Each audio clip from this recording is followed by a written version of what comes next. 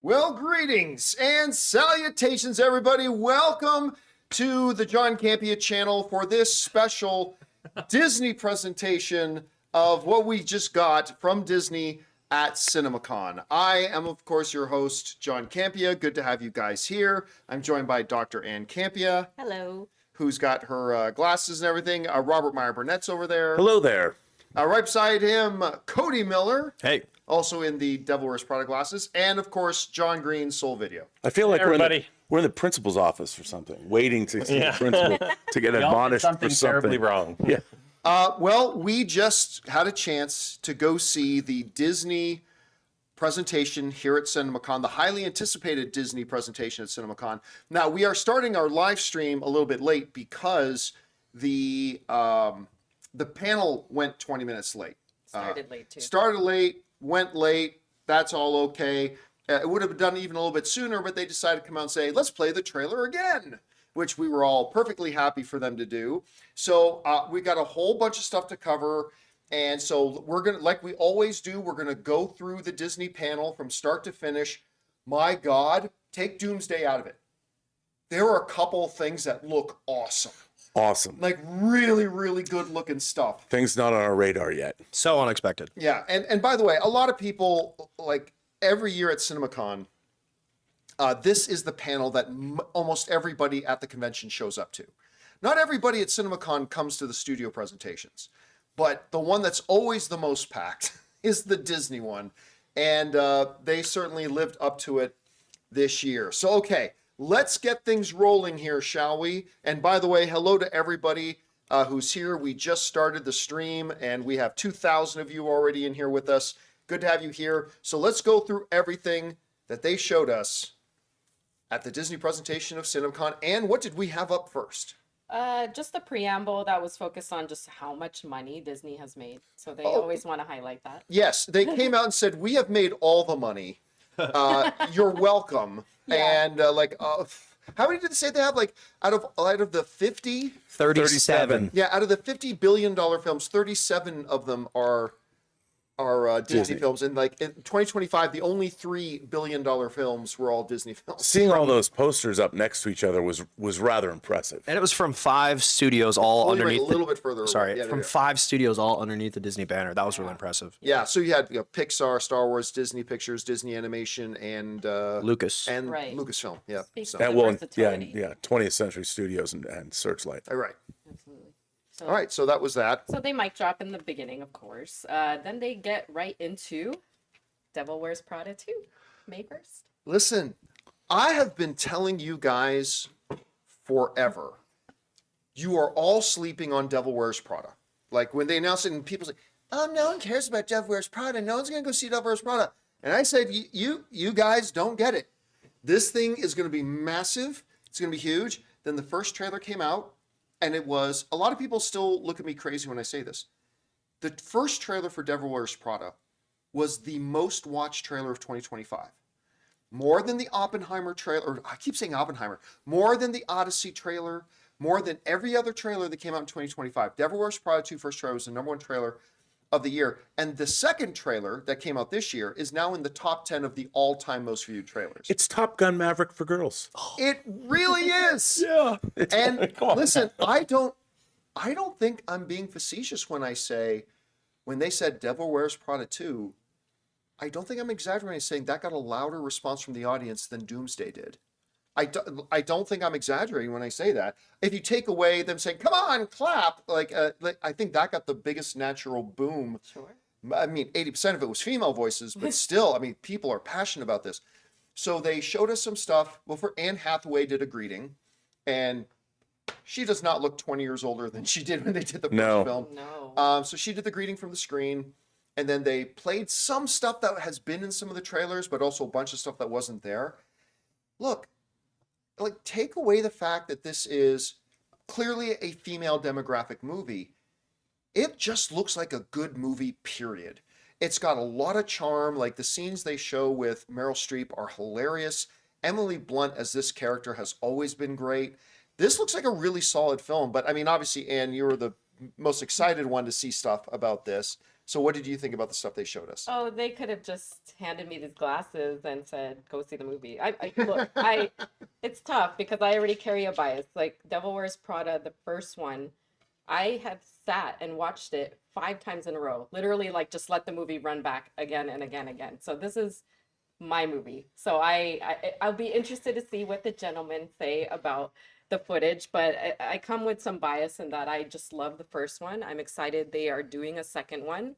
And you know, the one thing I will say about the footage we saw, the woman from Bridgerton, I don't remember her name, beautiful Indian woman that's like, yes, Oh, thank that's you. right, yeah. She's featured a lot in the footage we saw. So I Yeah. think, you know, she's going to be a very prominent character with Miranda Priestley and So clearly she's supposed to now be Miranda's. I think what I understand, Emily. Miranda's has gotten herself a little bit in trouble. yes. And so this girl, I think, is there to keep her reeled in because every time Miranda says something, this girl is, Miranda, like, you can't Yeah. say that. You can't say that, which was pretty funny whenever she would do it. And I believe they brought back more than just the main cast. Like the woman who was speaking at the table, she was the woman from the first one, I'm almost positive. And then the gentleman that was kind of at the end of the table, he was Stanley Tucci's like kind of right hand in the first one as well. So it looks like they brought back Like more a of the whole supporting cast team, as yeah, well. which So is pretty cool. I'm so excited about Also, it. I saw Meryl Streep was on. You know, I never watch morning daytime shows ever, but since we're here, Usually busy during that we're time. busy. So, you know, getting up early, looking at these shows. But Meryl Streep was on promoting this, and she made a comment to say that this movie, like she's always worked on films that are budgetarily challenged at times. She said in this movie they have all the money, and this movie looks very expensive. I mean, it looks like what you would want this movie to look like. It looked like they shot it in 40 cities in Europe. Yes. Like it's one of the most sweet. It's like James Bond like. Yeah, it's I like was gonna Como say in that. Italy. Yeah. It's like they probably called George Clooney and asked to use his house. Anyway, Cody, you watched this. Now, I think you are the second most excited person about Devil Wears Prada Yeah. 2. What did you think about it when you weren't on the set of He-Man? I am in. I am in. I loved everything. The bit that they kept leaning into, which is that Miranda is saying things that are very inappropriate and she shouldn't be, like, kind of like taking shots at like PC culture, was really funny. Yeah. She Yeah. was really funny, and the chemistry amongst all the characters I really bought into. I was just like smiling the whole time, and I thought the same thing. I thought it was beautifully shot. Yeah. Which is a weird thing to say, but it really does look like the production value is just top notch. But at the end of the day, it's just kind of a comfort thing, like you said, Ann. It's a movie that people have rewatched so many times, so the movie doesn't even have to be great. It looks great, but it's just you want to spend time with those characters because you just really enjoy them. So Okay, I'm excited. Quick survey of the room. Yes or no, just really quick. Will the dude from Entourage make a cameo in this movie? Ann? No. Rob? No. Cody? No. So I don't know. I don't get the reference. Okay, never mind. Ann. So, what did you think about about the thing? Well, for Devil honestly, Wears Prada? I don't know if I've seen the first one in its entirety. So, like, I know. I'm sorry, Ann. I'm dare sorry. you. We'll have to remedy this after the fact.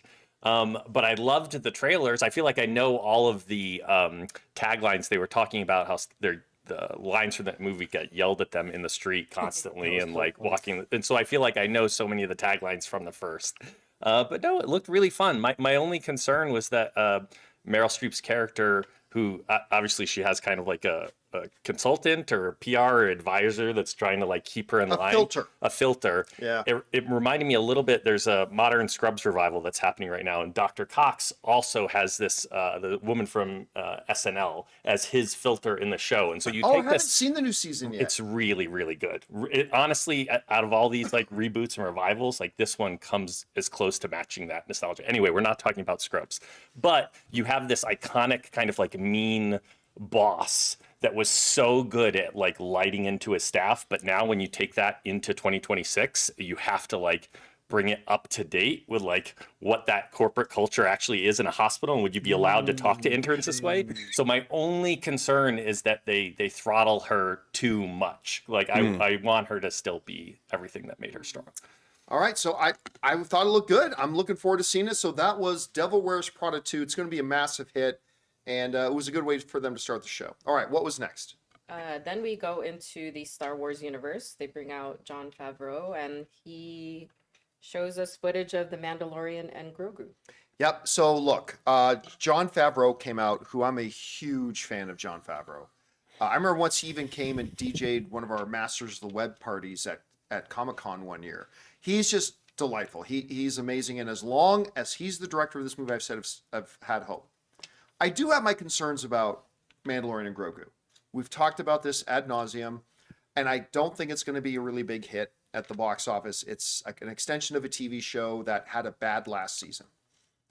It's still Mandalorian. It's still Star Wars. And so they showed us the new trailer, which, I don't know, guys in the live chat, help me out. Did they drop the new Mandalorian and Grogu trailer online? It looks like people are saying it was. Yeah. Which I thought was actually a pretty good trailer. I did too. I think the trailer they showed us here was, everybody in the live chat is saying yes. I think it was easily better than the first bits they've showed us. So it was a good trailer, and it was the first one that made me feel kind of enthusiastic. And then, after that trailer was done, we thought it was over. John Favreau talks a little bit more, and they had more for us. They showed us the first 17 minutes of the movie. And I have to say, this was my turning point, where I've gone from, it's Star Wars, so I'll go see it, but I don't know that I have a lot of faith in it, to, I'm really looking forward to seeing The Mandalorian now. I am. I still don't know how much it's going to make. I don't know how successful it's going to be. I don't know how the movie as a whole will be when it's all said and done. But the first 17 minutes were pretty good. Now, I also got a little bit of bias because I'm a big fan of Rebels. And to have Zeb featured so prominently in the movie now is pretty cool. I like the story setup. The action sequence, there was a lot of action in the first 17 minutes. He's basically going out and hunting down former Imperials and taking out a lot of people as he does it. And I just thought it looked great. I really did. So, look, it's not the best thing I've seen at CinemaCon, but it was definitely something that gave me a lot more faith in this movie. We'll see if it kind of pays out. Soul, you watched the first of all, the new trailer and the first 17 minutes of the movie. What did you think about it? Same as you, man. Like I thought it was super fun. Like it gave me a little bit. I mean, John Wick isn't the right like necessarily metaphor, but it gave me a little bit of that like hired assassin just like coming to collect bodies vibe, and with Mando in that role just like picking off like criminal masterminds. And so this whole opening is just approaching one of them and how he would go about like getting to that person. And the action was great, like the fighting was great, there was like creative kills and like acrobatics and the bad guy was great. And so yeah, I'm hyped, I'm psyched. Make no mistake, the Mandalorian is an artist of murder. He kills a lot of people, and he does so without blinking an eye or any remorse. Or, like, he's even got some stormtroopers totally incapacitated. Not good enough, because he comes back to them. Like, he'll take a guy out and totally incapacitate them. Move on, kill another couple of guys. He's like, don't worry, I haven't forgotten about you. And he comes back to kill the whatever I think that's what made me think about John Wick, is like the 2 in the body, 1 in the head. Like, you know, and making sure people that are down are out. Like, that's what he's doing to these guys. Yeah, and he used everything. He did some melee combat, obviously a lot of gun fu. He used his flamethrower a lot. Brilliantly. I love it when he uses his flamethrower. So anyway, there's a lot of that and a lot of murder. I thought roughly, I was trying to, at one point I started to keep track in my head. I think he had 35 bodies. I think there were 35 bodies in the first 17 minutes that he dropped. But anyway, Cody, what did you think about it? Well, my biggest fear has been that it's just going to feel like the TV show, you know, and the special effects looked really good. And John Favreau even talked a little bit at the beginning about how they were able to travel around the world and shoot this more practically than they've been able to shoot the show previously. Right. And that really showed. This turned the page for me as to I'm definitely going to go see this now. I was really on the fence about whether or not I was going to see this in the theater, which really kind of bums me out because I love Star Wars so much. I just feel like I don't know what the story is going to be beyond the 17 minutes we saw, but I feel like I kind of know what I'm going to get. And I'm looking forward to it, but I feel like it kind of lacks like a sense of peril because nothing bad's going to happen to Baby Yoda, and I don't think they're going to kill the Mando. So I'm just not super excited about it, but it does look much better than before I saw this footage. So, you know. Somebody's in the live chat is asking too, because one of my big concerns, like you were just saying, was it's going to look and feel like a TV show, because that's what the trailers have felt like to me. They felt like promos. This felt cinematic. It felt cinematic. John Favreau did call out, because he had mentioned like he had only gotten to direct one episode of the TV show, and he talked about the constraints of filming episodic TV, and you only have so many weeks to try and turn something around. And he was like, with this, we had years, and we really wanted to lean into that scope and scale. And I think, yes, seeing some of those, what are the big robots? Were those AT-ATs? AT-ATs, yeah. Coming across and like that whole action sequence, I was like, yeah, that they're not putting this in the, you know, what we saw didn't feel episodic to me. Anyway, Rob, what do you think about the stuff we saw? I agree with everybody. Say, but you haven't seen it, but every time all of us have been talking, the whole time that we've been talking, Rob's body language has been as we've all been talking. So I'm not going to be surprised by whatever you're about to say. No. First of all, I did appreciate it looked cinematic, like you pointed out. Yeah, I did. I think my criticism of it is also kind of my criticism of the show in terms of technique. It seems like everything is 10% too slow. Like all of his movements. There's even a shot when he walks in. I agree with that in Book of Boba Fett, but I didn't know if that in felt this, like this I just slow. keep feeling that there's even a scene where Zeb and him walk in to see Sigourney Weaver. Yeah. They even walk in too slow into that door. Now, this is just, maybe it's just a personal preference, but a lot of the shots that, when he was fighting, you know, great stuff. But I couldn't help but think of, because it's he fights his way down the entire length of an AT-AT. And it was pretty badass. Yeah. But I couldn't help but think like John Woo and in the hospital fight in Hard Boiled, and how fast they move. And this felt like I wanted more kinetic action. All the action was great. Every time he took I love that.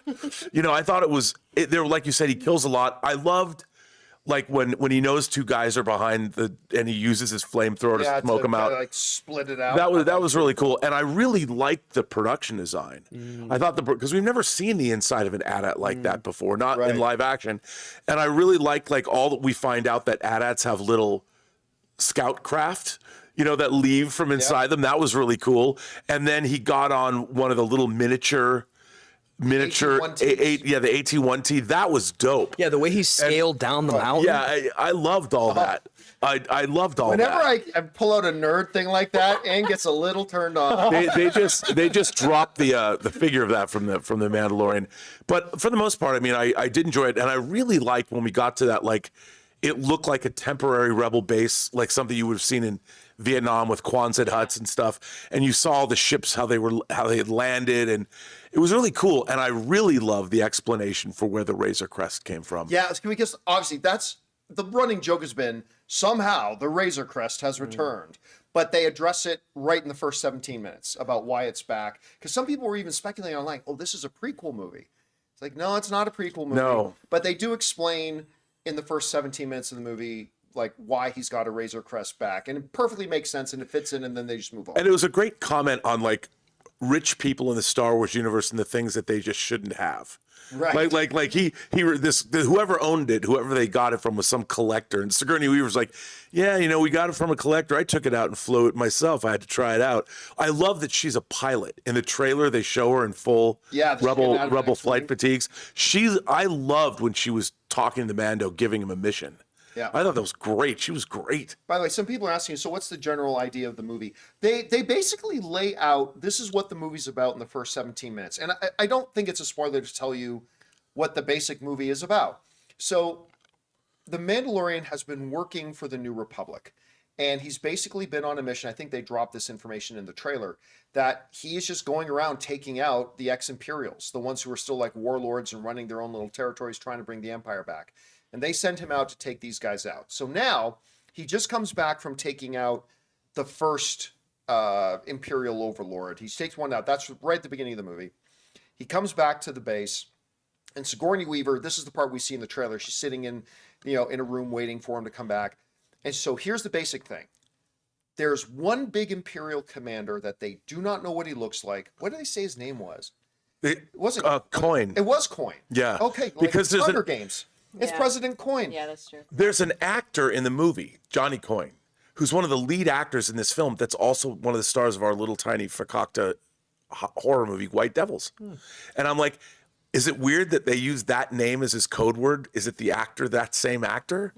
Because Probably not. I'm going to guess it was in the script first. But so the idea is there's this one big Imperial named Coin, but we don't know what he looks like and we don't know where he is.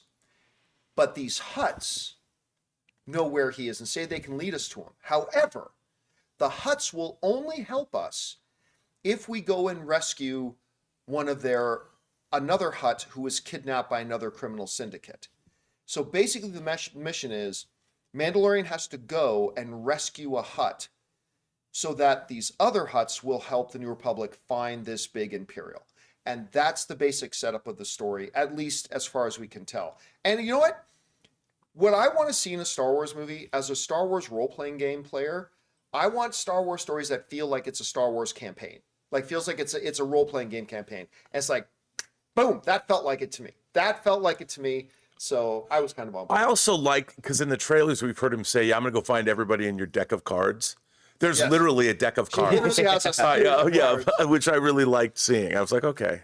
What do you think, babe? Was this the opening where Martin Scorsese was in the cast? Oh, yeah, all of a sudden, the opening credits, as they're bum, bum, bum, bum, all the music, right? And by the way, they do use the Mandalorian music, which I was glad to hear. And they're rolling the opening credits as like starring this and starring that. And in the cast list is Martin Scorsese. Yeah, he's. And I think we knew that, but I totally forgot about it until I mean, he must play a pretty big role because he's right up front. Yeah. Yeah. You know? I don't know if he's a voice of one of the Hutts or if he's physically in No, it. he's the character that, like, shop owner that pulls down the. You see him in the other trailer. You hear his voice. You hear. Okay. He plays an alien. Yeah. So anyway, yeah. So that was pretty great. Did you like it? I thought Zeb looked really good. He was great. I was worried that he would look like the aliens on Supergirl's bus, but he didn't. Is that the same actor that voiced him in Rebels? Yes. I think so. I Yeah. think so, too. He For looks sure it is. fantastic.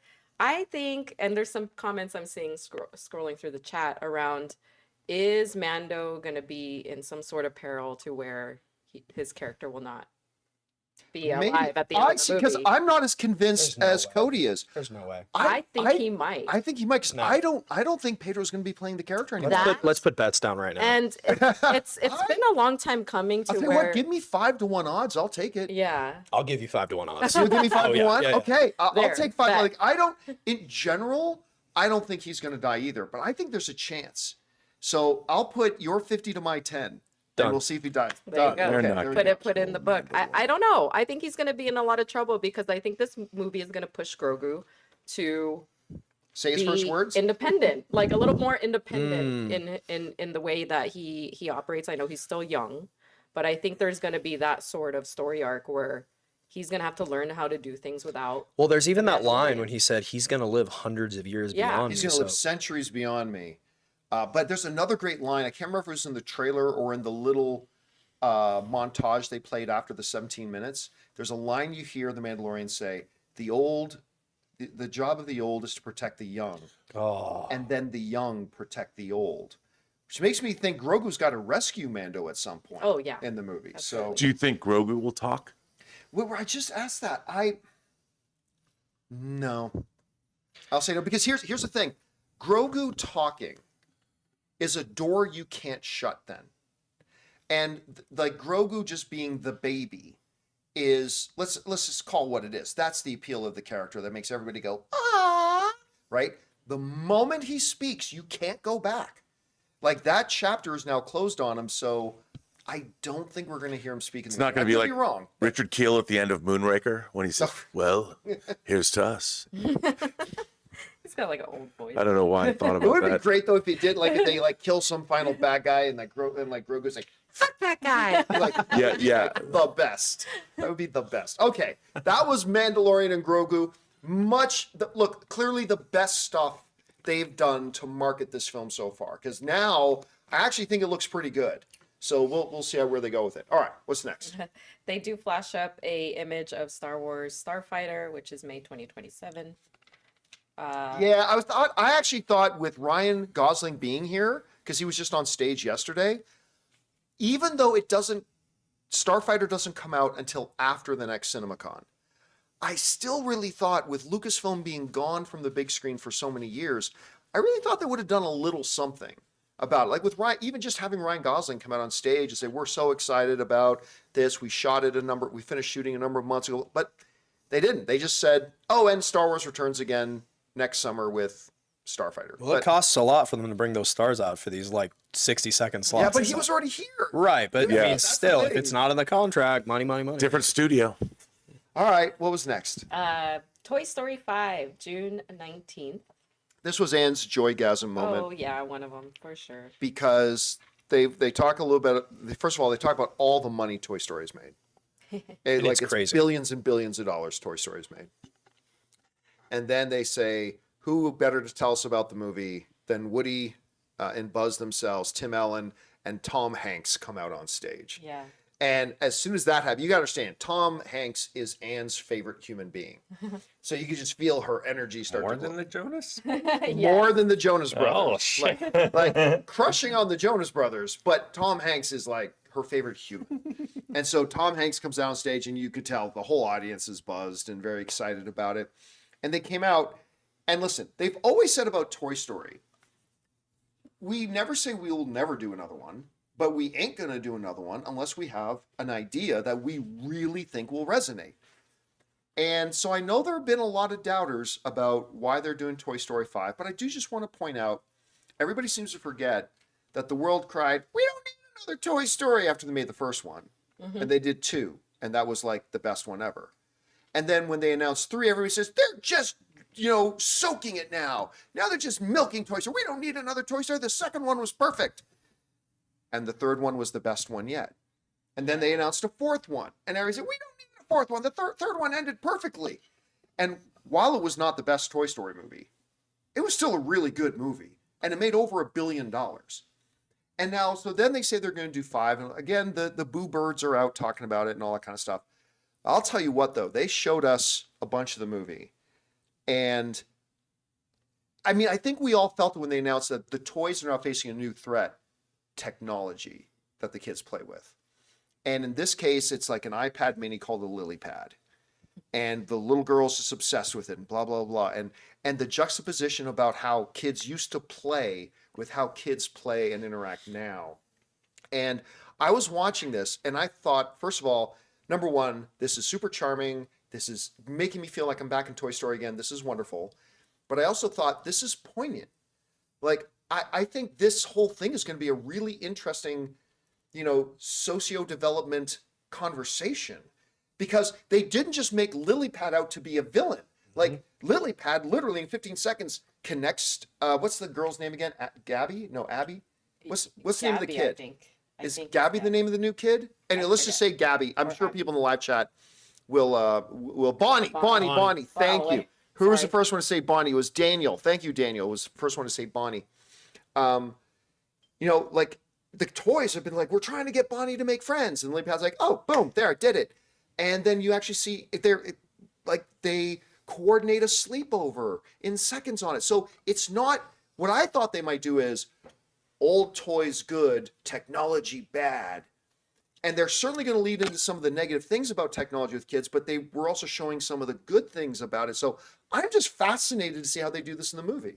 Yeah, I mean, the Lilypad character does say, like, I want to help her achieve all of her goals, like scholastic goals and training. So the Lilypad thinks it's acting in the best interest of the child, too. So it's not just like evil. It's just like, no, she's got a completely different angle on what's best for the child. And now the toys and the Lilypad are arguing about, like, how to raise the child the best way. So yeah, man, it was fascinating. I liked how they aged up these kind of ageless toys. Yeah, like how do that was you super cute. age Woody's a timeless? bald now? Yeah. That was Needs so a brown funny. marker. Yeah. It's all gone. He's got a gut. They're going for broke with the skewering of technology as well, because they're not pulling any punches. Yeah. Showing her scrolling, from morning till night, Yep. and the things that the Lilypad was saying. It's going to be because the Lilypad doesn't know what she's got is bad. It's in her mind. We're great. What's wrong with? There's nothing bad about me.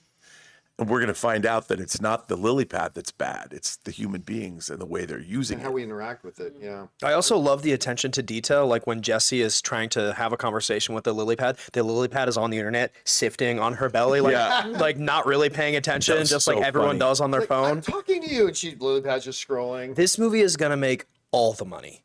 Like think it's gonna be a lot. all the money. It's funny, like we've talked about this. I'm the same age as Andy is, the previous owner of the toys from the other movies. And Toy Story 3, Andy goes off to college. That's when I went off to college. So I've literally grown up with this as a little kid that pretended with toys when the first movie came out.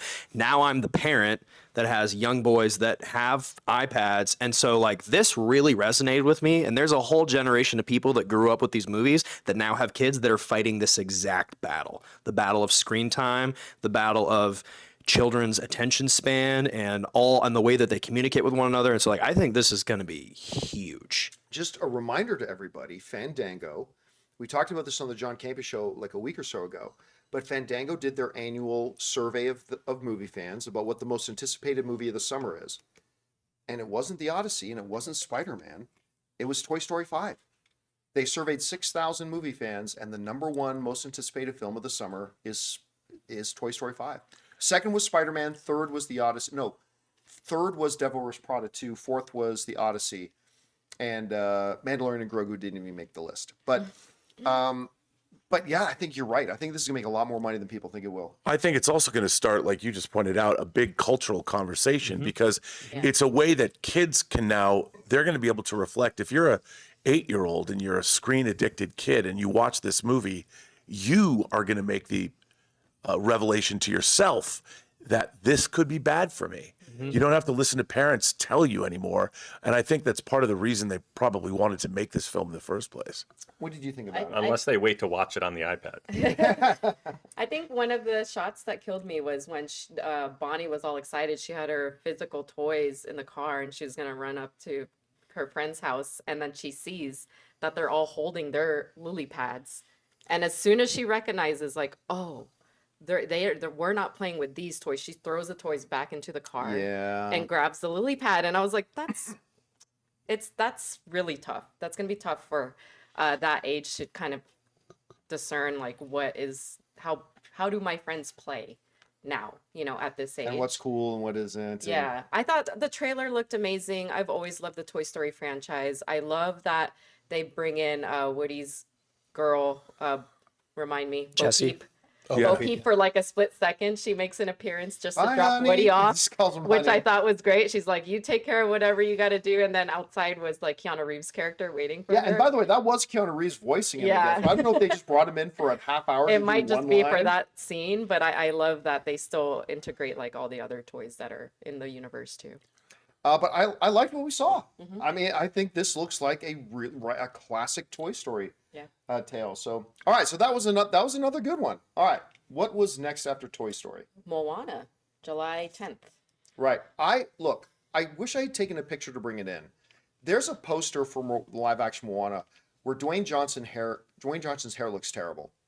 But there's one down on the convention floor, the big standee, where he's like doing the pose. I'm like, that looks 1,000 times better. Like that should be the actual poster. Anyway, you guys know how I felt about the Moana live action trailer. Was not very good. I did not think it was very good at all.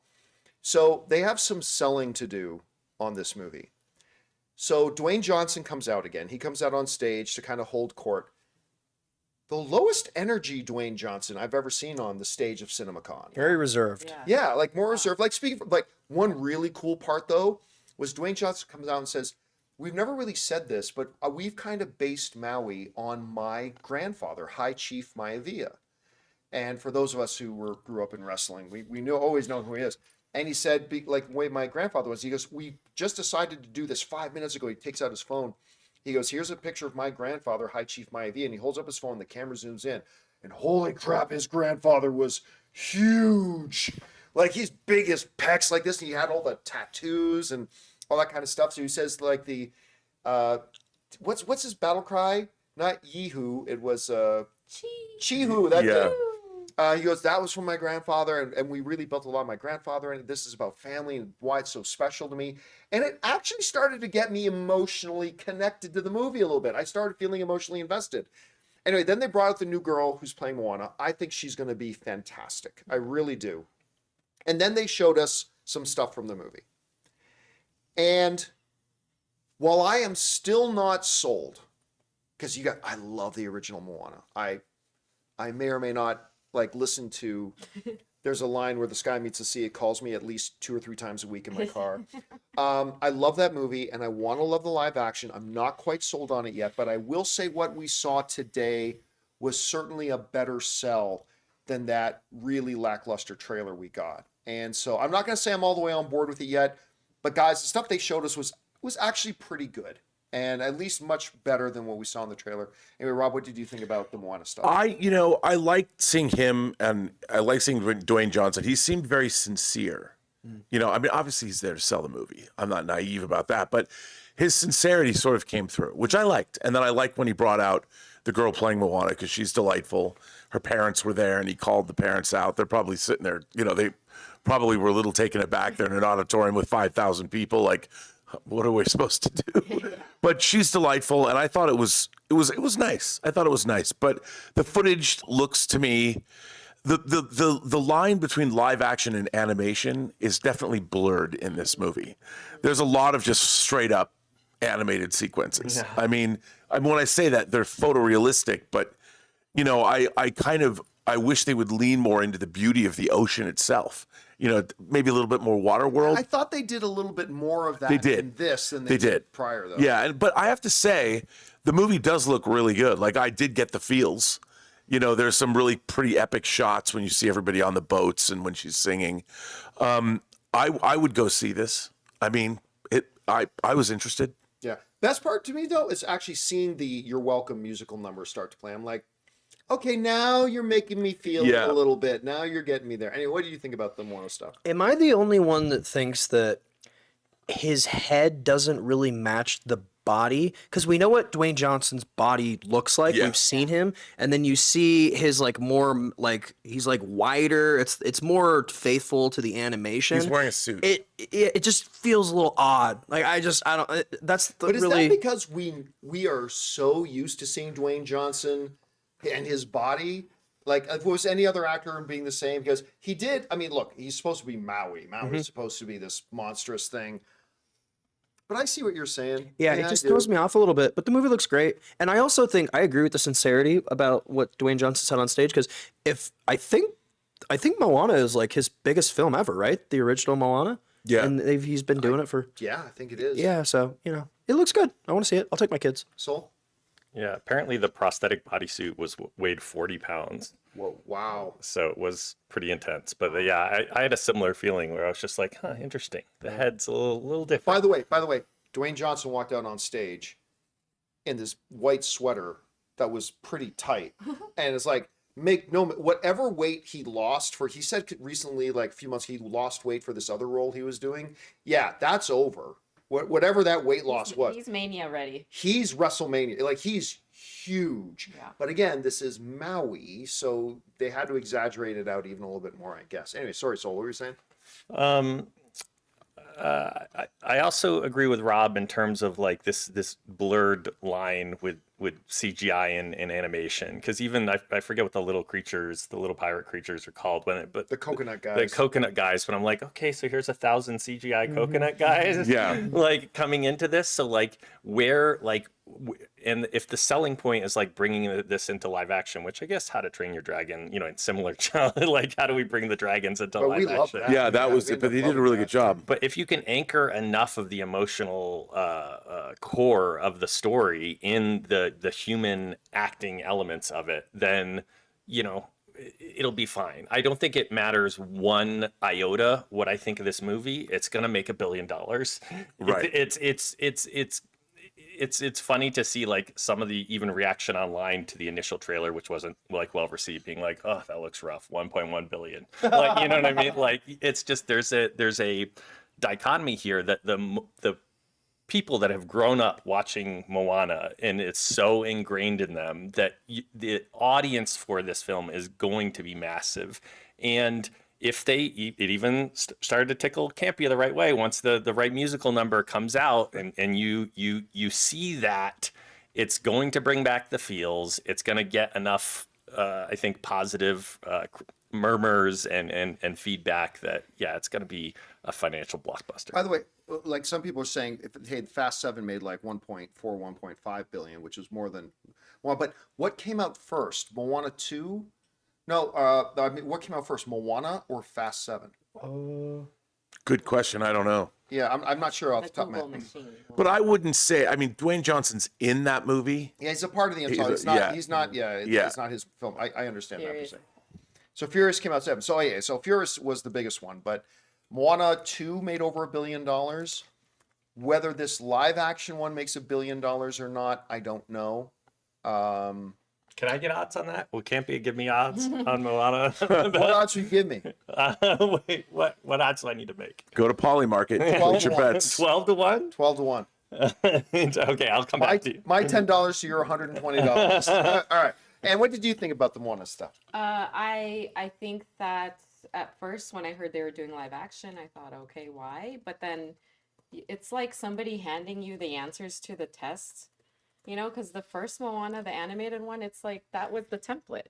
Yeah. You just have to follow the template with the live action, take maybe some liberties in it, and it's going to do well because people love the animated version. And I think that from what we saw, which is the first footage I've seen, I don't know if there's been a trailer. Yeah, there was a trailer. Okay. It didn't look so great. Yeah, I think you said that and I didn't watch it because anytime you say something doesn't look great, I just don't take the time to watch it. But I saw this footage. It looks amazing.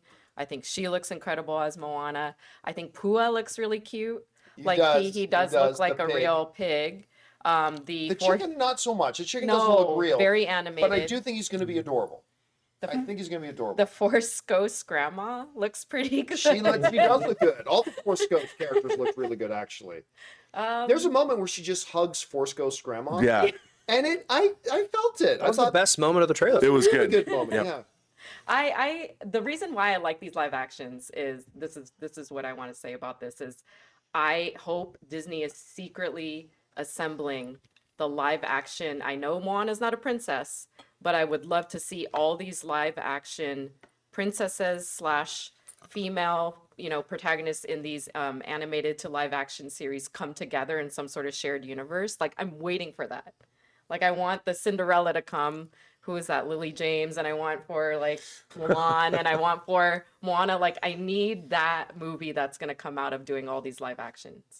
By the way, just a side note, something Dwayne said on stage, which I thought was quite cool. He said, what real masculinity is men who elevate the women in our lives and elevate women. That is what true masculinity is, and we should be doing more of that. And I love that he said that. I thought that was really great. People in the chat are calling it the PCU for Anne. I'm calling it. They better have that bubbling in the background. All right, so that was Moana. Again, I don't think fantastic, but the best stuff they've showed so far, and it's starting to get me emotionally connected to it. So we'll see where it goes from there. All right, what was next? Okay, so now we are out of the animated. We are going to 2 movies. The first one called The Dog Stars. Both of these movies they talk about are based on novels. All right, so let's start with The Dog Stars. This is the one being directed by Ridley Scott, right? Correct. Josh Brolin, Jacob Elordi. Margaret Qualley, Yeah. Guy Pearce. Oh, I love Guy Pearce. Meh. It looks like a pretty standard post-apocalyptic. Oh, it's a hard, dangerous world. Last of Us. Yeah. And look, I'm not gonna lie. Look, okay. Ridley Scott is an absolute first ballot Hall of Fame director of all time. Of course he is. But 2 things can be true at the same time. That is true. And other than The Martian, which is brilliant, he hasn't made anything good in the past 15 years. Except The Counselor. The Counselor may be the worst. It is the best. I wasn't a big fan of Gladiator 2. I really didn't like The Last Duel. Napoleon was terrible. His Robin Hood movie was I mean, it's now then in the middle of all this crap he's made, he made The Martian, which is like was one of the best things he's ever done. So I keep kind of holding out hope for that. But that's fine. I was waiting for the trailer, and I know he directed, but let's see the trailer, and it was just kind of paint by numbers, post-apocalyptic stuff. That doesn't mean the movie won't be great. I'm just saying that the presentation didn't do anything to move the needle for me. What did you think? I completely agree with you. I don't have much to say really. Yeah, I mean, I'm a Ridley Scott fan, but yeah, I think that he knows that he's old, and he wants to make as many. Clint Eastwood made some of his best. Right, but he didn't make. Years. He's making like Ridley Scott's making like 2 movies a year now. Yeah, he's And prolific. you know he's not even sticking with him through post. Like he turns him over to Pietro Scalia, his editor, and the editor finishes the movie. And I think he's moved on to the next film. And I think the thing about this film that, like you said, it looked generic. What is the identity? Like it looked like at some point there were hordes of zombies chasing him, and then it was just people, and there's a bad guy, kind of, but not really. And I wondered, we didn't get a sense of the story. Like we know the world ends, and we all know that sucks because we've seen a million different TV shows. And this was, I just want to see this more than I do. Yeah, I mean, the puppy was the best I part. was just about to say, That was an if adorable you flip puppy. to me, I'm just going to talk about the dog. It was just, that was it. Like, I will say that got a very audible reaction from both of you the Yeah. second the "Oh, puppy look at was on the table. I mean, the wife and the kid die, but whew, the dog lived. Oh, okay. thank goodness. Whew. That's the one redeeming thing. I don't know. What did you think about Soul? Yeah, it immediately made me go to the Does the Dog Die website to try and figure Does out. the dog die Because website? there's a website that you can check before you're going to watch a movie if the dog died. Based on books, you'll find out. Yeah, you can Wikipedia that. Yeah, same reaction. All as right, the so that was Dog Stars. What was next? Oh man. Everyone in this group is super excited to talk about the next one, also based on a novel, Whale Fall.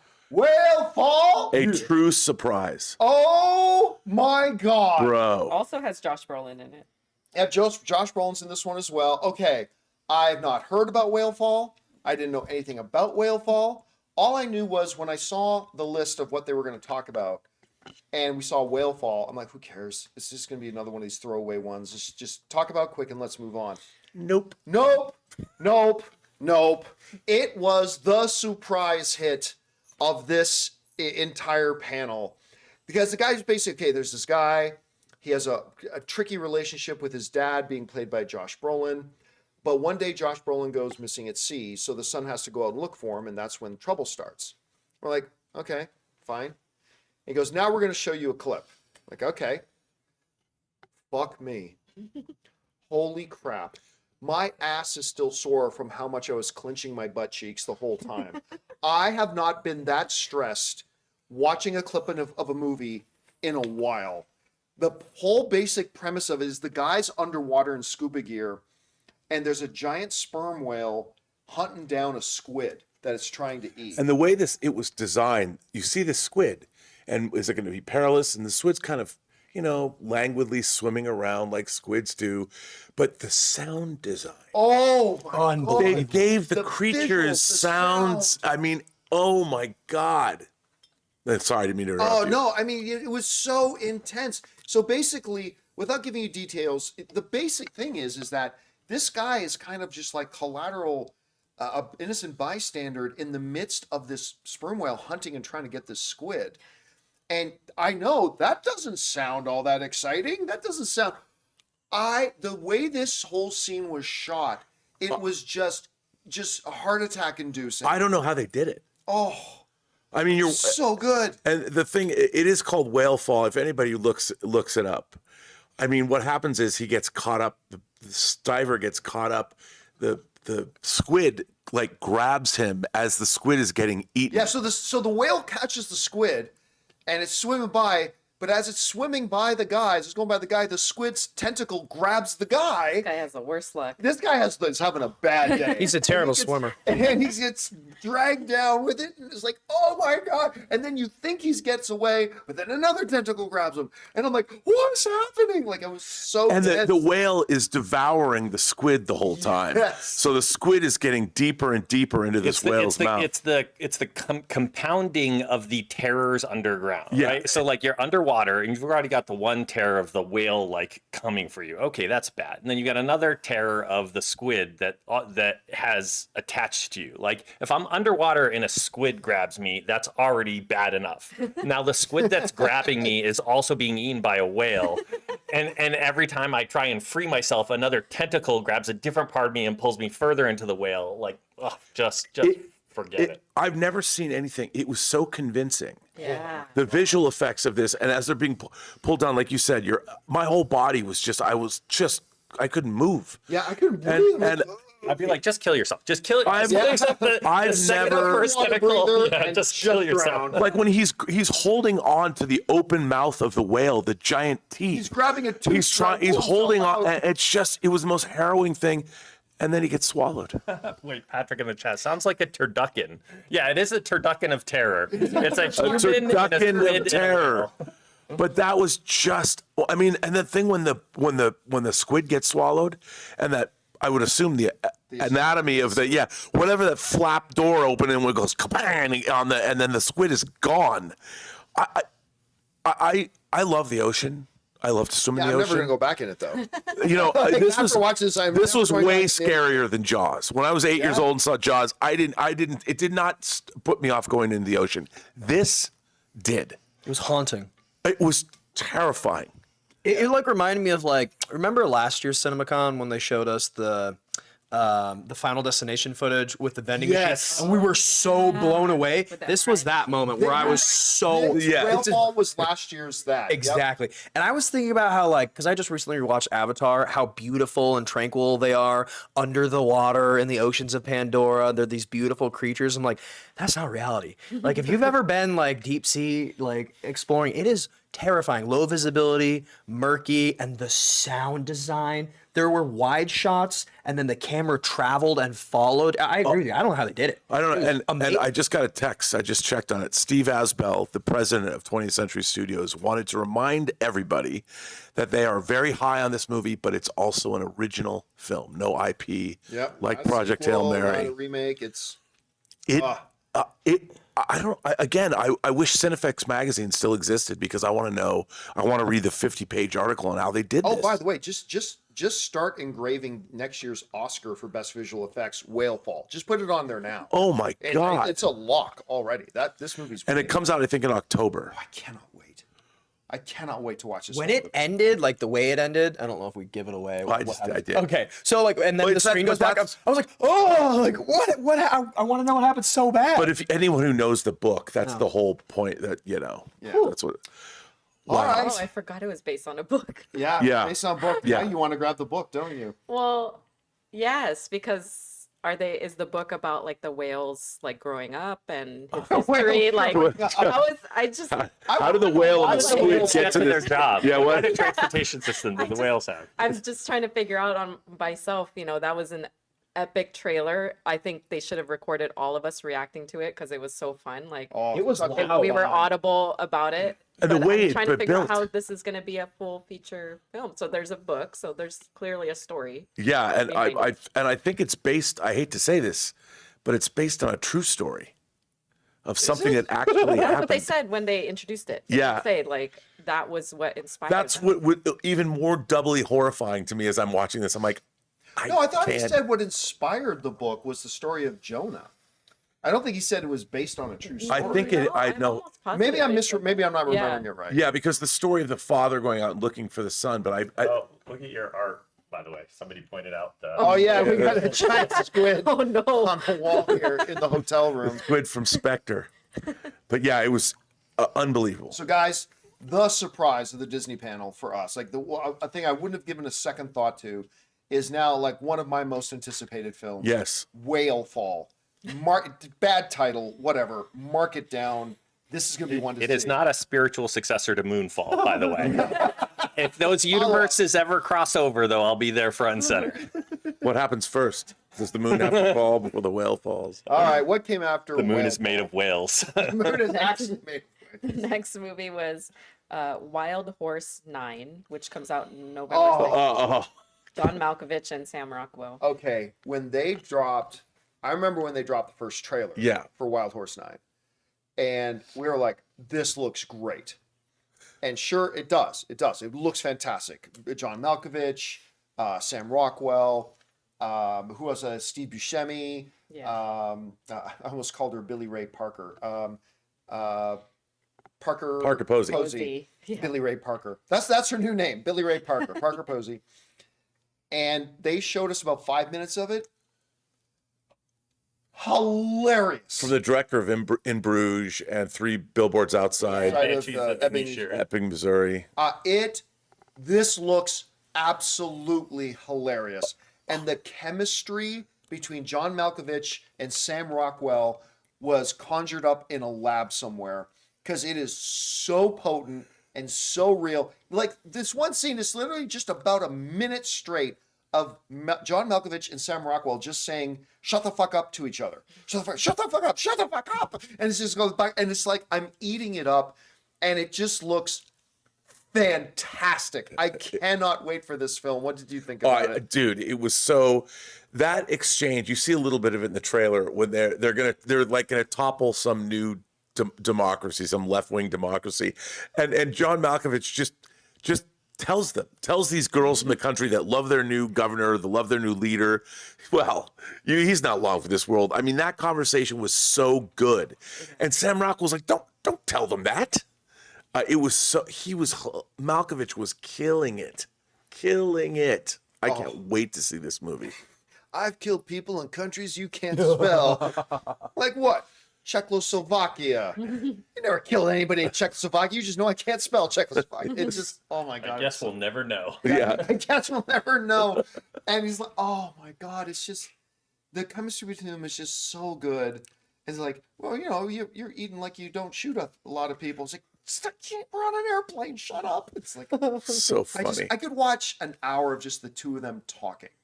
I just looks like, anyway, what do you think about It's it? probably the best chemistry between two actors that we've seen all week. I Yeah. was blown away at how well they bounce off one another. Yeah. I couldn't believe they've never been in a movie together. Wait, Have they? Hitchhiker's Guide to the Galaxy? Yeah. Somebody else was saying Hitchhiker's Guide to the Galaxy. Yeah. Oh, it's been a while since I've seen Hitchhikers again. Malkovich was it. And that movie was This looks like a movie that could win Oscars, but could also get a good turnout. Like it Yeah. just By the way, a bunch of people saying, well, wait, isn't that stuff you in the trailer? So the stuff they showed us were scenes that were in a trailer, but then showed us 3 times as much, like more of those scenes, right? So like there's a scene when they're in the airport talking to the 2 girls, that's in the trailer, but they showed us a lot more of it. The scene of them sitting in the airplane, that's in the trailer, but then they showed us more of it. they were showing us the full The full scenes, not cut for a trailer. Oh, they just, I cannot wait to see this. it kind of gave me like Nice Guys vibes. The way that they ping-ponged off of one another, and they're both like really cool, but like incredibly charismatic and funny. Did he not also direct Banshees of Yes. Inisherin? Yeah, he did. Yeah. So it gave me a little bit of that vibes too. It's just, Anyway, okay, so that was Wild Horse 9.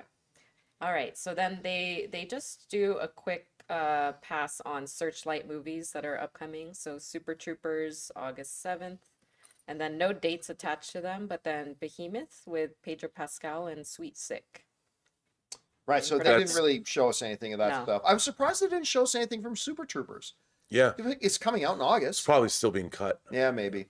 And Behemoth is Tony Gilroy's movie. Yeah.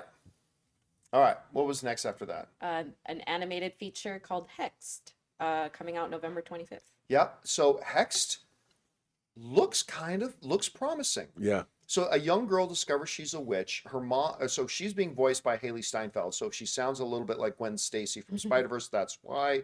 And her mom gets sucked into this magical world with her, Who is Rashida Jones? who's kind of an uptight, nerdy, whatever, being voiced by Rashida Jones. So they showed us one scene where the girl enters the hexed world. And it looked clever. Looks cute. Looks clever. Nothing that blew my mind, but it sounded good.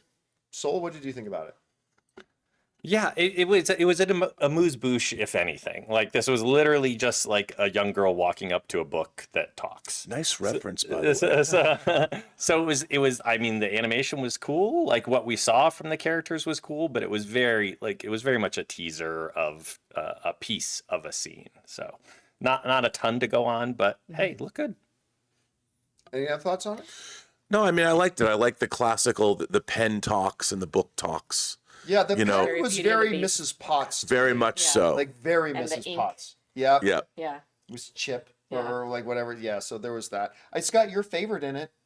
Haley and Rashida, like Yeah, both you love both of them. favorites. So I But think, Rashida wasn't in it, right? We didn't see Rashida. not yet. Yeah. No, we didn't meet the mom yet. yeah. I think the story is going to be really good. I love the look of Disney animation. I'm one of those people who appreciates it. Like, it doesn't always have to be Pixar. And I think the story is going to be interesting. So, All right, so that was what they did next. As we continue to go in order of what Disney talked about, what did they talk about after that? speaking of Pixar, they have Gato, which comes out March 5th. Right, they didn't show They us didn't show anything, us though. anything. Then they brought out Ray Romano, Dennis Leary, and Queen Latifah for Ice Age Boiling Point. Yeah, Sixth movie. I'm not gonna lie to you. I love Ray Romano. I think that dude is hilarious, and I think his stand-up comedy is great. I think he's really like he was a star of one of my favorite films of the last 15 years or so, The Big Sick, which he did with Kumail Nanjiani. Yeah. I love him in that. I thought he was great, and he was in that one episode of Somebody Feed Phil. Yeah. He was so funny in that Of course, episode. 'cause Phil used to write for his show. I could not give two squirts of piss about this movie. I'm not gonna lie to you. I like the first. Was anybody asking I how think- many square? Yeah, 1.5 squirts of piss I'll Very give about it. specific. So like it's so funny because Anne turned to me and said, "Is this the second one?" And I'm like, "No, it's like the fifth." And then Queen Latifah said, "This is our sixth movie." I'm like, "Yeah." I stopped giving a shit about this thing after the first movie. First movie's cute. What's the name of the squirrel? Scrat, Scritch, Yeah, you're pretty close, Scritch, I think. Yeah. Scrotum, whatever. And of course, that's an adorable squirrel. G-spot. Yeah, Nikki G spot. So I mean, that was cute, but why? I don't get it. And then they showed us a clip and like, You know, the animation looked really crude, and I don't know if it's just because it's not finished, but it was like it didn't feel like modern animation from a 2026 film. I was like, I don't know what we're doing here. You know, I found it annoying. I found the whole trailer was annoying to me because, you know, I always talk about verisimilitude. Animation can have verisimilitude. And the first time we had that gag where the squirrel has his nut and he's trying to roll it, you know, up the hill and all that, that was in the first Ice Age, right? The very first, it was in the trailer. I believe that. Even though it's the animated world and the characters, it's not photorealistic. I thought that was a funny gag. In this movie, a volcano erupts, and like the nut that the squirrel has, he sticks it in the ground and it gets like heated up by the lava. I'm like, okay, all that would melt. I know this is a stupid thing to get off on, but I didn't logic. believe. I did not. The world building. I did. No, that's what I'm talking about. I did not believe the world building, and it bothered me. I'm like, this gag used to work great because even in an animated world that is ruled by or governed by animated rules, it worked.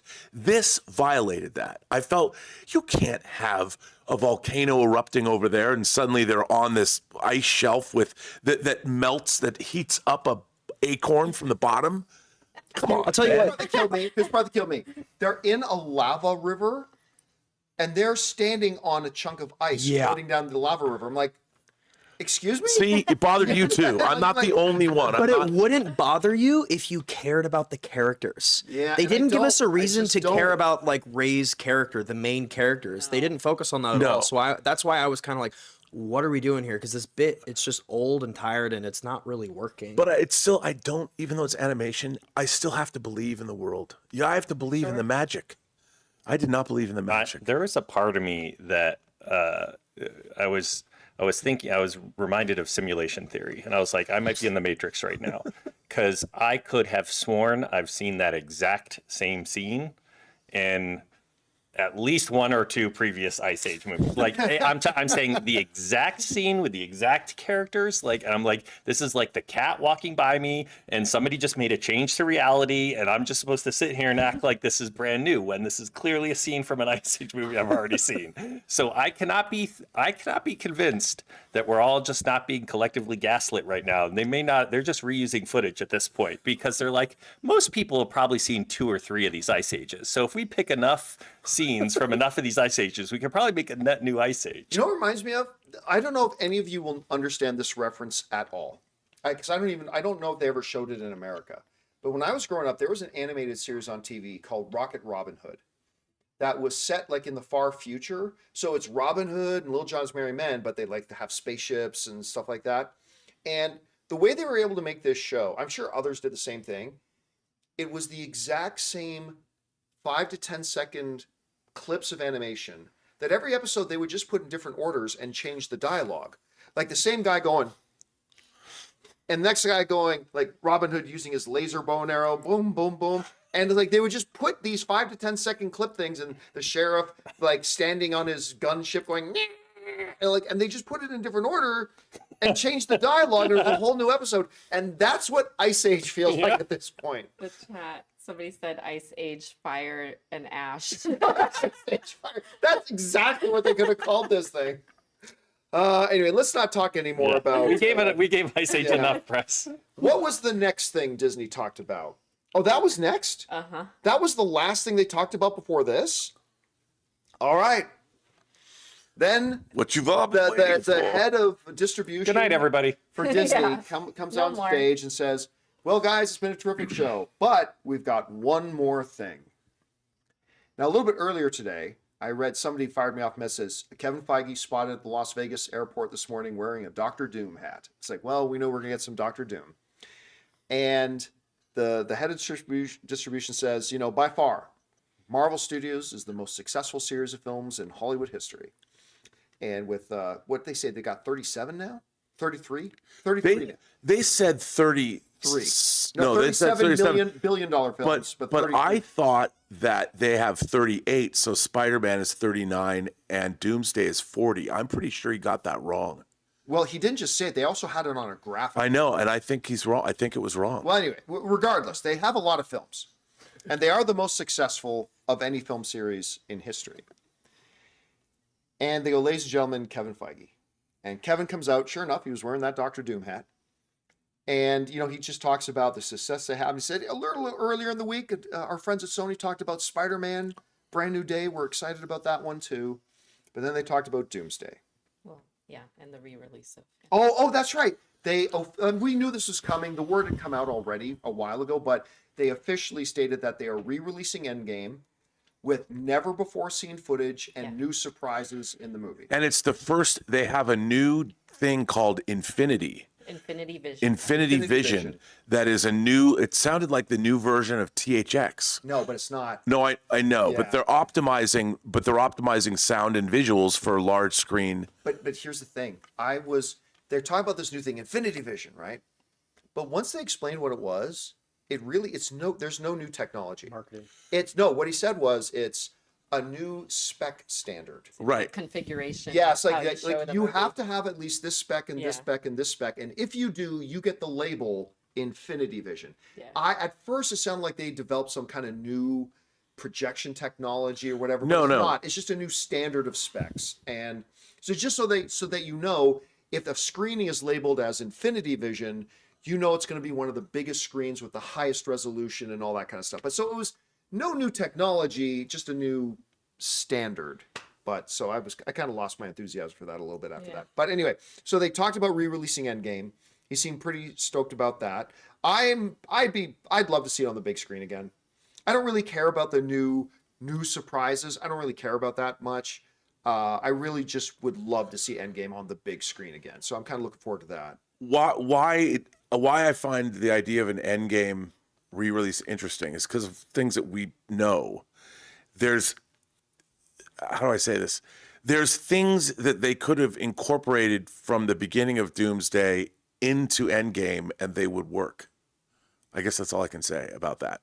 So I'm curious to see if they did that or they reshot some stuff because they would have to We've also heard that they're putting something in near the end of Endgame that will just create a transition to Doomsday. Yes. As well as apparently some unseen footage before that they're going to cut into the movie, and we'll see how that goes. But that was that. Then it came time for Doomsday. And so the first thing that Kevin Feige did was he introduced Joe and Anthony Russo. So the Russo brothers came out on stage and they talked about, the 4 previous films they have done with Marvel. So excited to be back in this world, blah, blah. And then the Russo brothers said, and we knew when we brought Dr. Doom, which they call the greatest Marvel villain of all time, like even greater than Thanos and all that kind of stuff, which is not a stretch of a thing to say. They said, we knew there was only one guy to play it. And there's a reason he's playing it. And they introduced Robert Downey Jr. And instead of coming on stage like everybody else, he pulled his old CinemaCon entrance where the cameras went down the aisle and Robert Downey Jr. came dancing down the aisle. Pleased to meet you. It's a sympathy for the devil. Yeah, it was great. And he comes dancing down the aisle and comes up on stage and he's like, hey, everybody. And, talks about coming back to be in Doomsday and all that kind of stuff.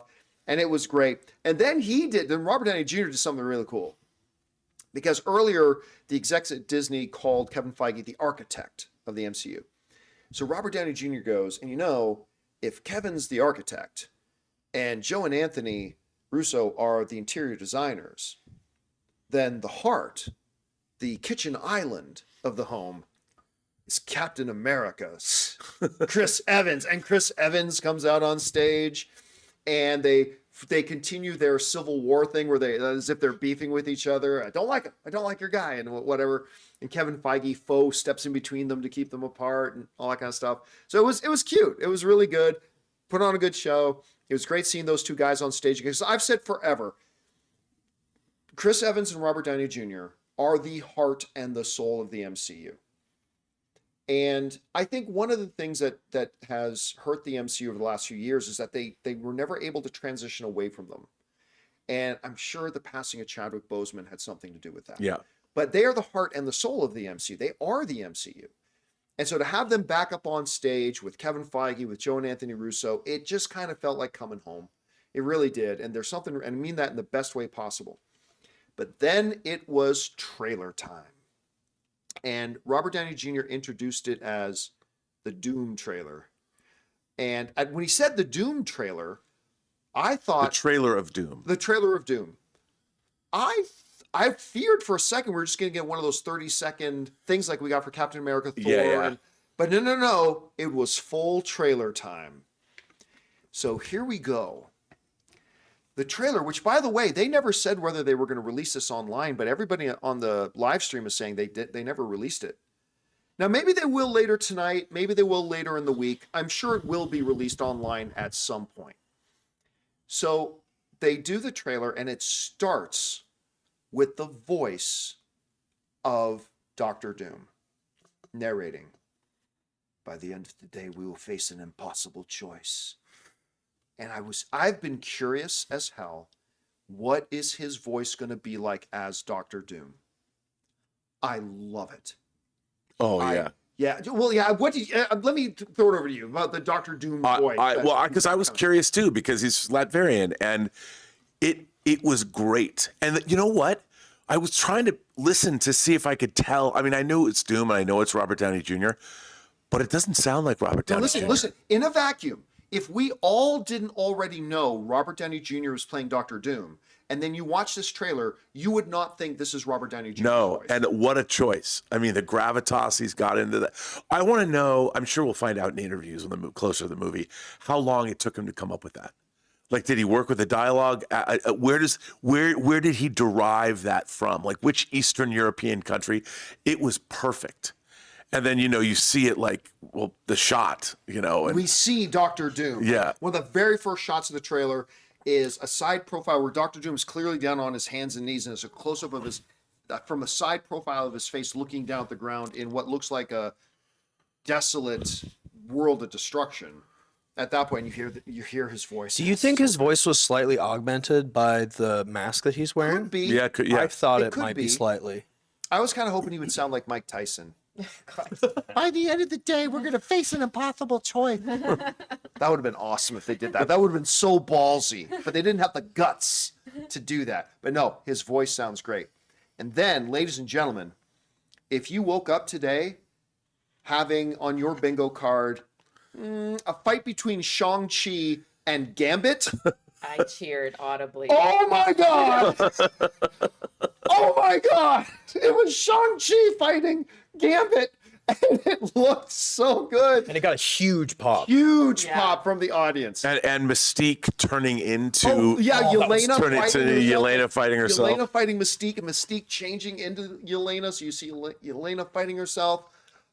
We get to see a couple of shots of Cyclops doing his thing, which was Really, really cool. And then, so you got the first part of the trailer that's kind of being narrated by Doctor Doom. That ultimately culminates in, I fear by the end of today, we are going to have to face an impossible choice.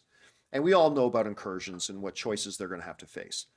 But then the second half of the trailer is all narrated by Thor. And he's clearly talking to whatever this new big collective group that is going to fall under the moniker of Avengers are. Everybody.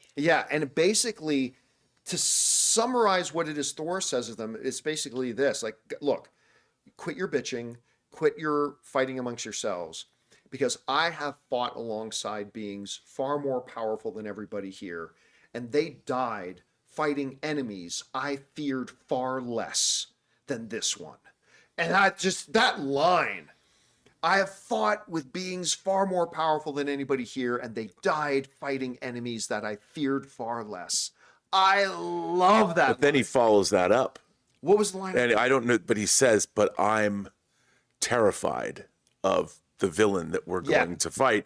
And he basically, then you see Doom stop Stormbreaker. Well, okay, so yes, then you see Thor, this battle going on between Thor and Doom, and you see Thor standing, I don't know, 20 yards away from Doom, doing his classic Thor blue lightning leap into the air high with all the right thunder, out of Infinity War, like when he shows up on thunder going Wakanda. into, I believe it was Stormbreaker. It was Stormbreaker. And he brings Stormbreaker down, and Doom just holds up 2 fingers like this, just 2 fingers, and boom, Stormbreaker stops. And then Thor and Doom are like surrounded in blue lightning, and it just does this close up of Doom's eyes looking at him. And it's like, oh, it's so good. But they did like a montage of everybody getting ready to fight, all these So close up many, of characters. And I hate the thing with trailers is like I maybe always overanalyze things. And there's a line that's spoken around like Doom saying something around you have to fight or else there's going to be friends who will not make it or friends that will die, whatever the line That was Thor. That was Thor saying that, I think. And it's he's saying it over Namor and Black Panther and that group like fighting something, and I'm like, I hate that they put the line over that group because then I automatically attach like, are they the ones who are gonna die because they're the ones fighting in this part of the trailer?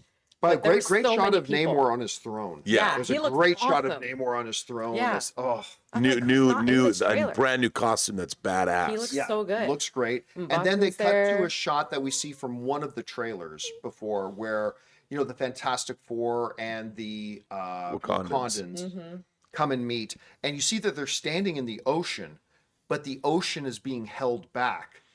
And that's when Ben Grimm and M'Baku shake hands. But you see in this one, the ocean is being held back. So clearly Namor is there, right, doing his thing. So that was really cool. Some good shots. No dialogue, unfortunately, but some good shots of Professor X and Magneto.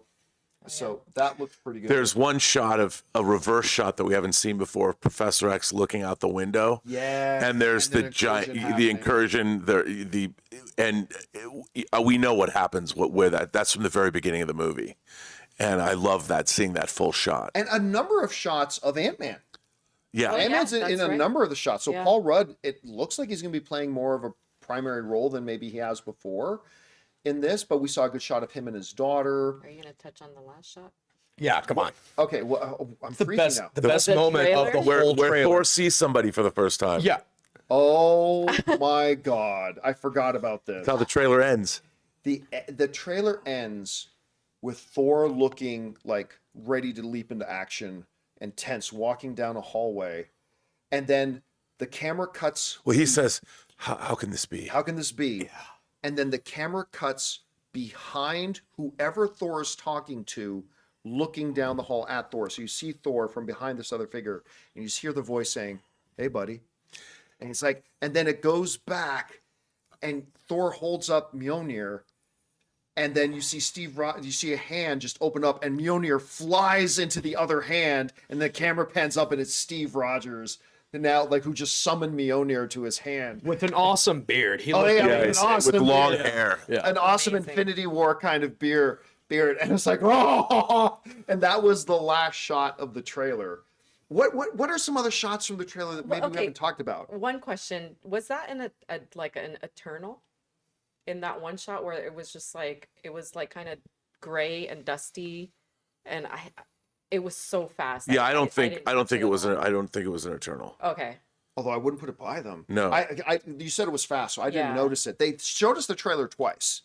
They showed it twice, and I didn't notice it. But are there any other shots that I'm? It was so fast. Yeah. You know, a there was lot of Fantastic Four. The Yeah, Fantastic oh, yeah, Four actually, meeting was Sue Storm, like about to go to town on somebody. yeah, Like, yeah, that great was shot that's where a there's great shot. A close up of Sue Storm, and she's like, "Rah!" She got her hands out, like, "Rah!" and just like she's unleashing on somebody or something. And then there's a gathering in the desert with like M'Baku and Yeah, Thing. that was from the old trailer, from the first But trailer. they had we're that in the big ocean. wide shot that we'd Yep, never seen where before. you see the yeah. ocean being held back.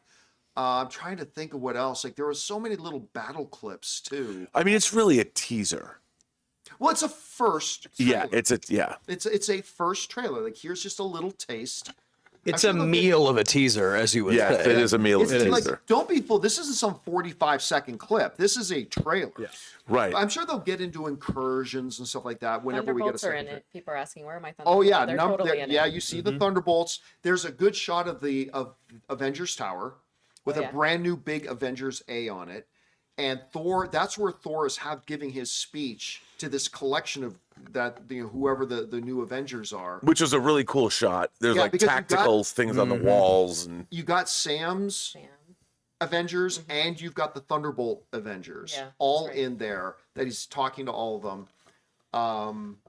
Yeah, so there was that again, the great shot of Avengers Tower, which looked really The good. red A looked awesome. Yeah, it looked did so look cool. really good. Now look,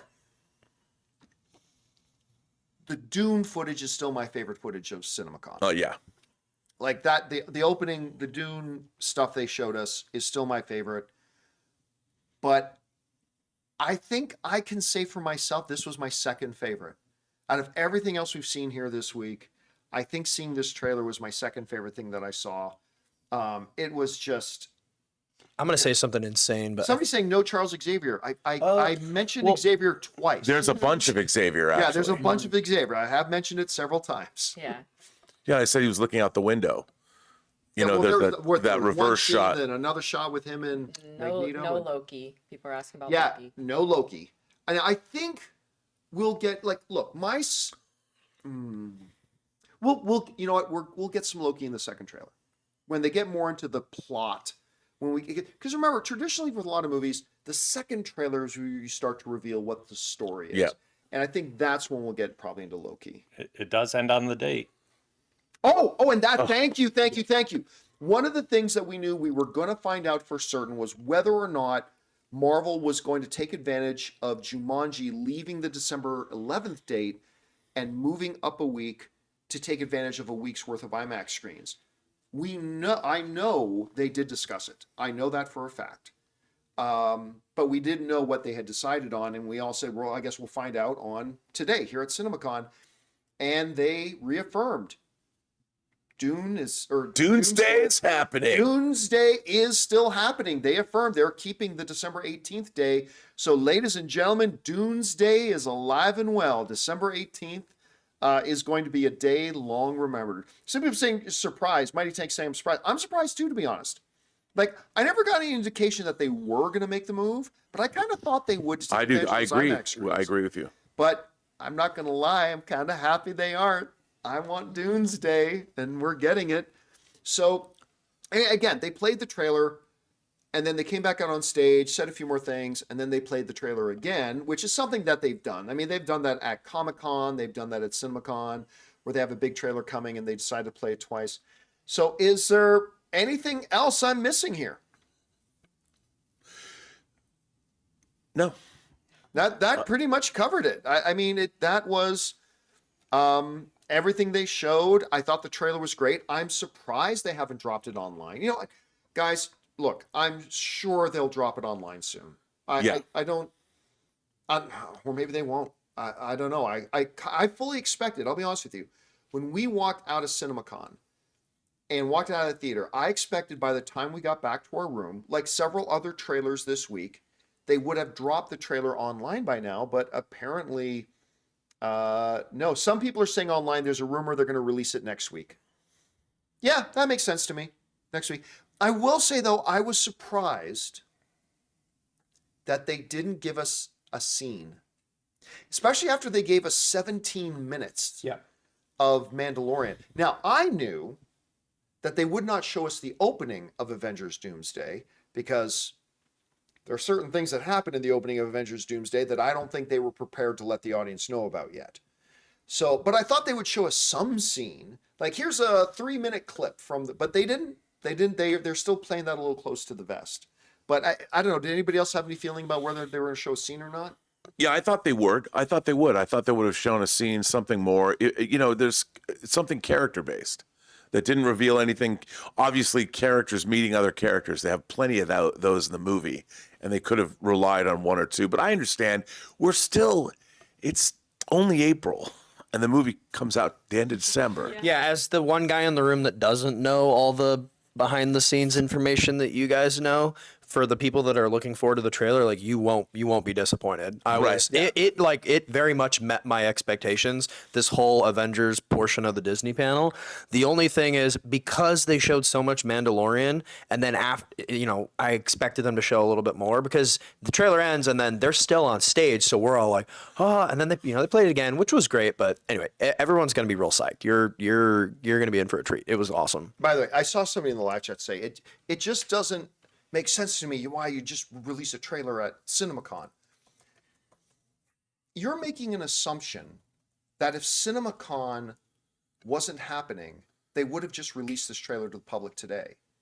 No, they weren't. If they're not dropping it today, they weren't going to drop it today, whether CinemaCon was here or not. But what they chose to do is like, hey, this thing that we're not ready to show the public yet, we will show to the theater owners to start getting them more hyped and more on board, securing the bigger screen, securing a longer window, securing all that kind of stuff. So there are a lot of people out there who think when you're at Comic-Con or CinemaCon that, oh, we lost out on seeing it because they're only keeping it for CinemaCon. It's like, no, if CinemaCon wasn't happening, they still wouldn't be releasing this trailer right now.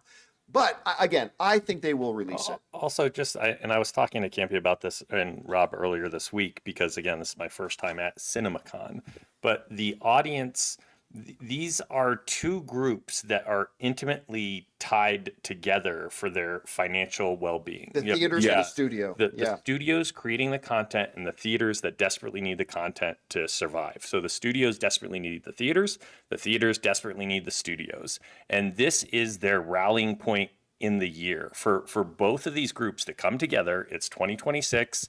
They're still trying to bounce back from COVID and TikTok and everything else, and they are trying to really celebrate this livelihood that they're both so mutually invested in. And we heard it from all the studios. Well, they also knew the audience that they were speaking to, but they were all leaning into trying to reinforce their theatrical windows and trying to make sure this audience knew that they take theatrical seriously. Theatrical is meaningful to them.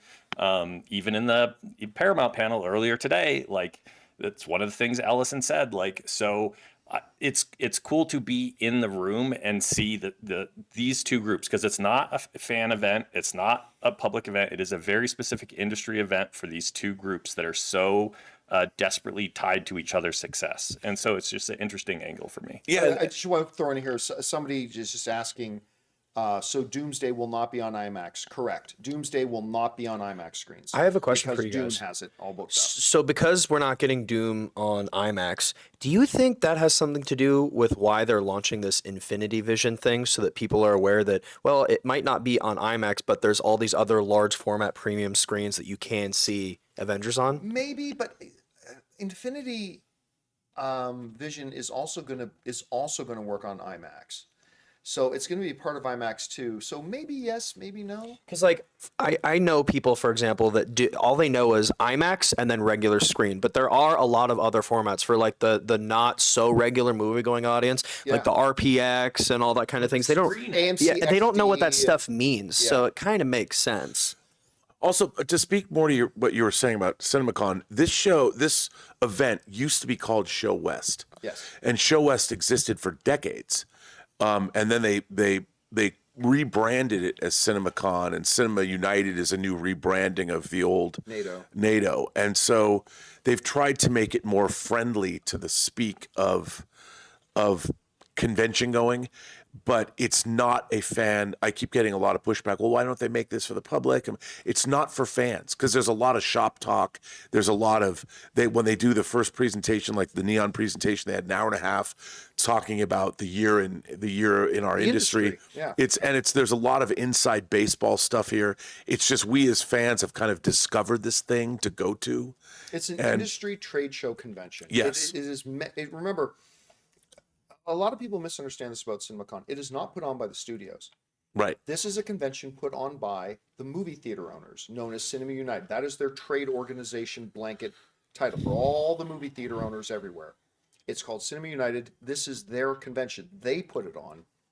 And it's all about the theater business, right? The studios, listen, the most important part of CinemaCon is not the studio presentations. Some would argue it's the least important part of CinemaCon. But that's the part that we're interested in, right?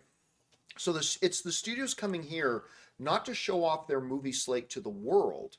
It's the studios come to show what they have coming in their symbiotic relationship with the movie theaters to the movie theater owners, so movie theaters have a clear picture of what's ahead and how to start preparing for it, how they're going to work with the studio's marketing teams to market. It's not about pitching it to the fans. That's why it's not a fan event.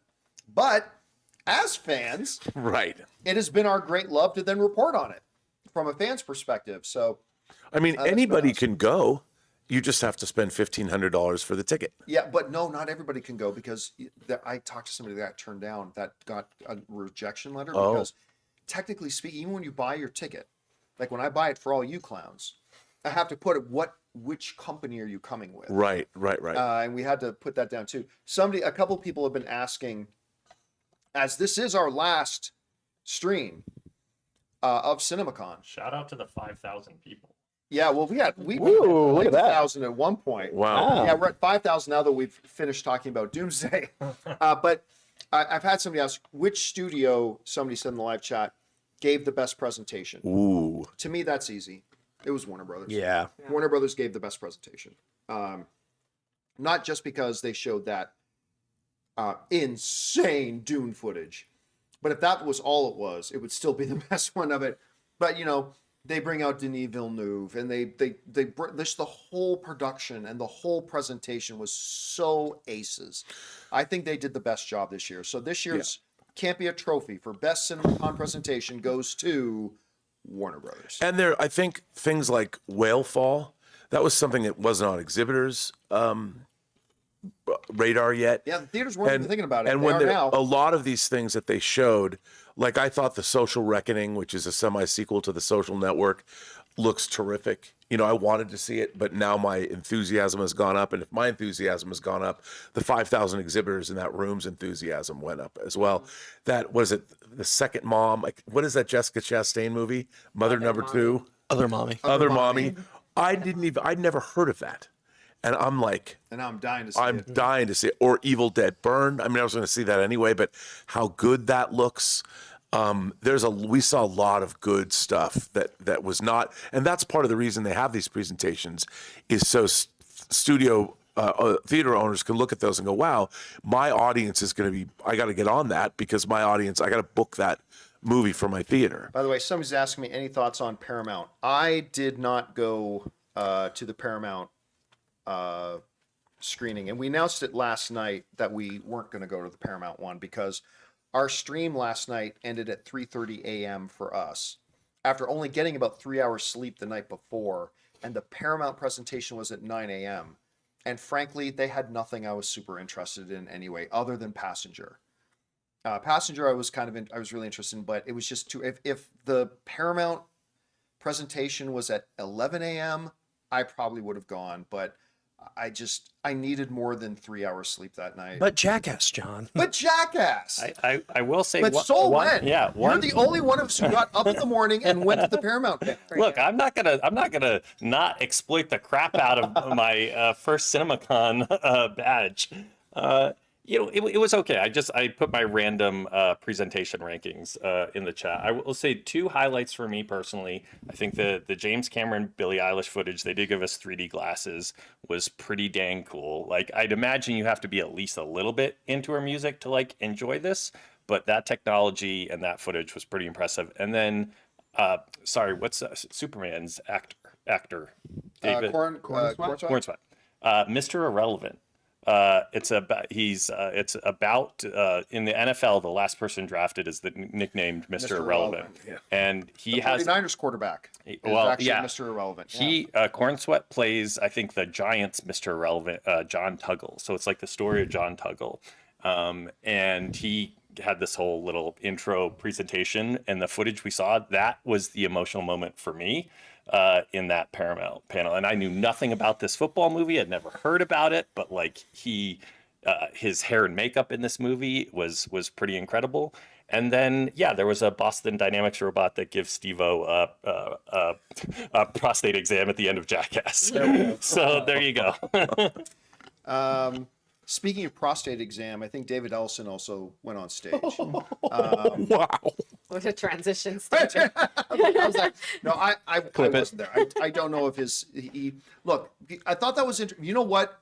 To be serious, kudos to David Ellison for showing up at CinemaCon, because, well, like I mentioned, CinemaCon is put on by Cinema United, which is the organization that represents all the movie theaters.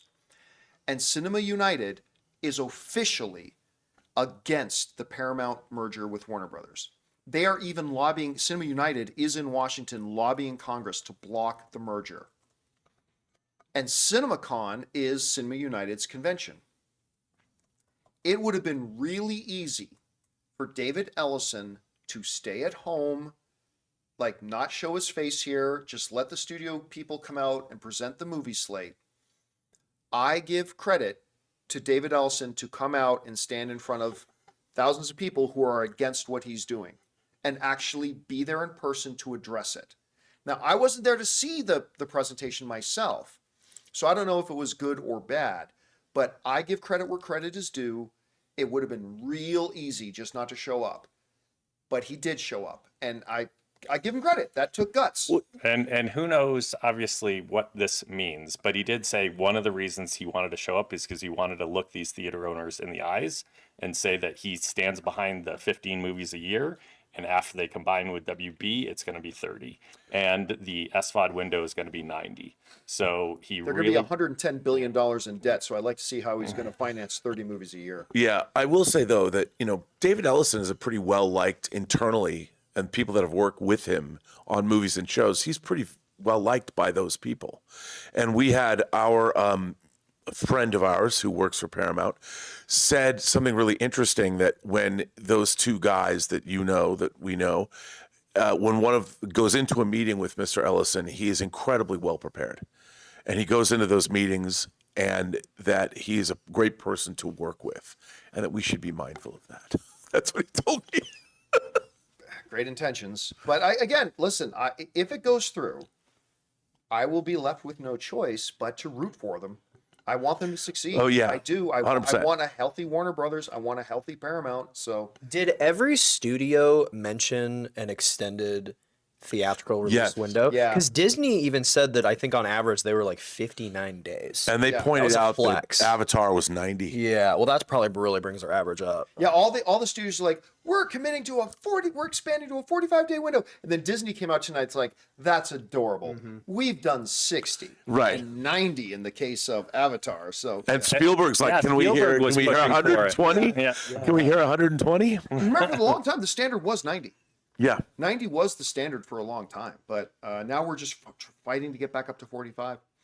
Anyway, guys, that will wrap up not just our stream here for the Disney presentation, that will wrap up our 2026 coverage of CinemaCon. It has been a long week, but a fun week. This has been really great. And again, thanks so much, not just to Anne for being here and for doing such a great job. Like, we only know and remember everything to talk about because she's the only one of us who sits in the panels with a literal notebook and a pen and keeping track of all the important things. Taking notes in pitch black. In the I don't know dark. how Yeah. she's writing anything legibly in a pitch black. She is a superhuman herself. She's also been the unofficial project manager of CinemaCon 2026, keeping all of us organized in what we've been doing. And so thank you, baby, so much. I enjoy CinemaCon so much more when you're here. Oh, thank It's just much more fun. you. And of course, Robert Meyer Burnett for being here. Thank you. Thanks for having me. I mean, I love this part of the year. We've been coming. Was this my 5th or 6th one of these? We've been doing it for, it's like my 10th or 11th, but yeah, it's been a And celebrating my anniversary with Yep. you, 11th anniversary. all at the same time. Of course, Olympian, Friend of Denis Villeneuve. friend, hub recipient of Denis Villeneuve, movie fanatic, undefeated movie trivia competitor. Ana de Armas. Yeah, that's right. Cody Miller, thank you Thanks. for being here. Thank you. And of course, celebrating popping his CinemaCon cherry, Soul Video. I couldn't have been happier to do it with all of you right next to me. It's been great. And guys, thank you to all of you for hanging around. Some of you watching us on streams at like 2:30 in the morning, 3 in the morning. Thank you guys so much for joining us. I'm going to make a video tomorrow. I don't think we're not going to have a regular John Campea show tomorrow because I'll still be on the road to get back, but I will do a video tomorrow later in the day sometime. And then we're back to our regular schedule on Monday. Guys, that will do it for us. Thank you so much for joining us and for being here. My name is John Campea, and until next time, my friends, bye-bye.